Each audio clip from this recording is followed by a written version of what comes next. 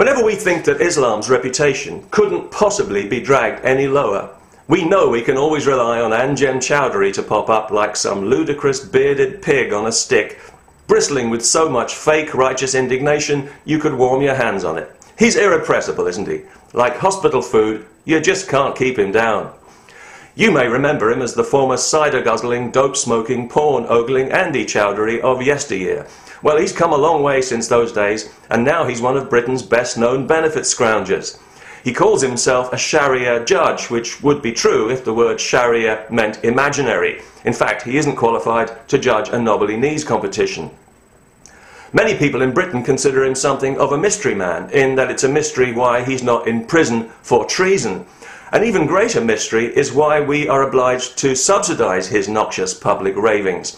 Although he claims to speak from a moral standpoint, his actions show that he has the morality of a tick, claiming, as he does, more than £25,000 a year in benefit from the state he despises so much. That's from you and me and all the pensioners who've helped build this country and who now live on subsistence level, while Choudary is free to live a life of leisure, stirring up hatred, lots and lots of hatred, insulting the living and the dead, praising terrorists and calling for gay people to be executed, among other choice comments. Some of his remarks have a cartoon-like quality, as when he called recently for Buckingham Palace to be turned into a mosque.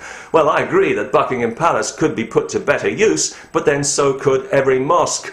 I'd like to see them all turned into pubs, for the sake of community cohesion, of course. We all know how important that is, and I'd be much more inclined to enter a mosque to find out what it's all about if I knew it served a good real ale.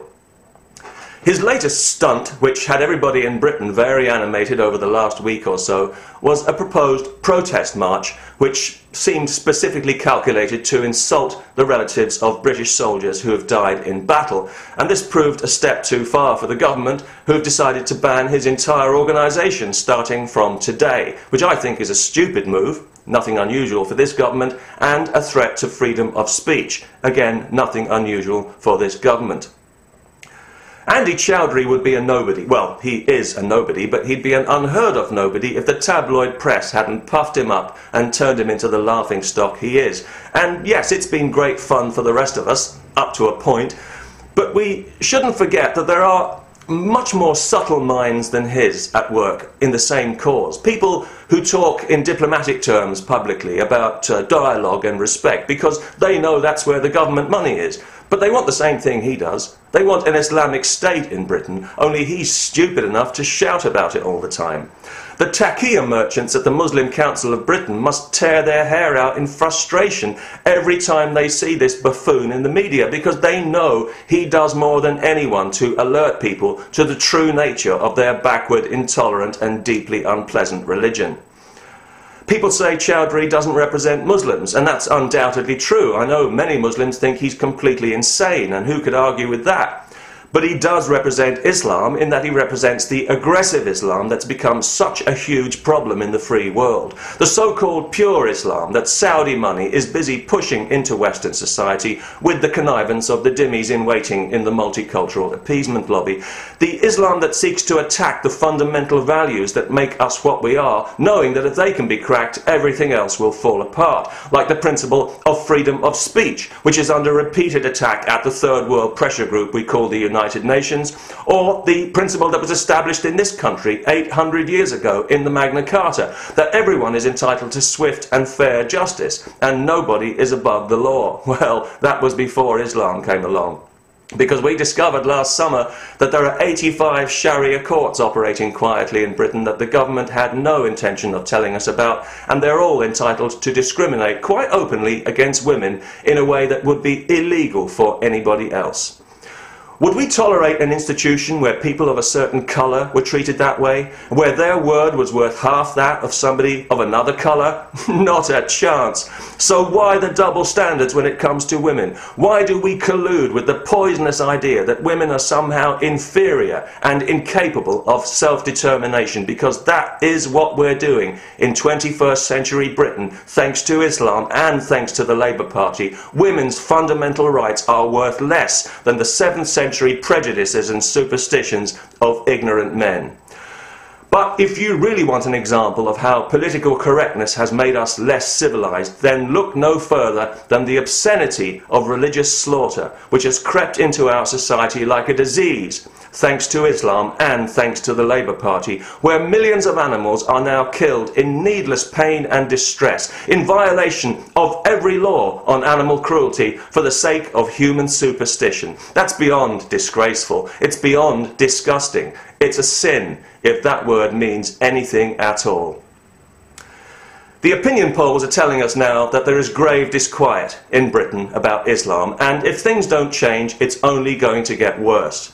Banning the likes of Andy Choudary is merely cosmetic. It's designed to distract people's attention from the Labour Party's deliberate Islamisation of our society. It won't make anybody safer. All it will do is give extremists a legitimate grievance about double standards and threaten everybody else's freedom of speech. Admittedly, poor old Andy Choudary will now have to go to all the trouble of thinking up a whole new name for his organisation, which could take him anything up to 2 seconds, so he's been put well and truly in his place, hasn't he? In the meantime, in New Labour's New Islamic Britain, it'll be business as usual. More uncontrolled immigration, more Muslim ghettos, more extremist mosques, more hate-preaching imams, more Sharia courts, more prayer rooms at work. They're fun, aren't they? More state-supported faith schools where little girls are forced to dress like nuns. More halal meat creeping into your kids' school meals without you being told about it. More restrictions at eating lunch at your desk during Ramadan in case somebody chooses to be offended. More Muslim-only swimming days for those delicate souls who just can't bear to mix with kuffar. More state benefits for extra wives. More forced marriages the authorities do nothing about out of cultural sensitivity. More female genital mutilation ignored by the police for the same cowardly reason. More universities encouraging extremism on campus and not being held to account. More frivolous lawsuits exploiting human rights legislation at the behest of the growing feelings industry, and lots more public money for divisive Islamist pressure groups who speak for nobody but themselves, all accompanied, of course, by the steady, relentless erosion of our basic freedom of expression for the sake of our old friend, community cohesion. That's what we've got in store, because that's what's gone before. And if things don't change, you know it's only a matter of time before you and your family are woken up every morning at 5 o'clock by some self-indulgent lunatic shouting across the rooftops. Andy Choudary is the pilot fish for that society. He's the bellwether. He's showing us the shape of things to come in all its stark insanity if we don't change direction. He's showing us what the Islamists at the Muslim Council of Britain have in store for Britain if they ever get their way, and in that he's actually doing us a huge favour, only he's too thick to realise it, thank goodness. So thank you, Andy, for all your help. It's really very much appreciated. Please don't let this little setback put you off. I know you won't. Hurry up and reform your scruffy little gang of hysterical, fuzzy-faced nutjobs under a new name and get that ugly mug of yours back in the media where it belongs, because God damn it, you crazy bastard, we need you. Peace. It's a beautiful thing.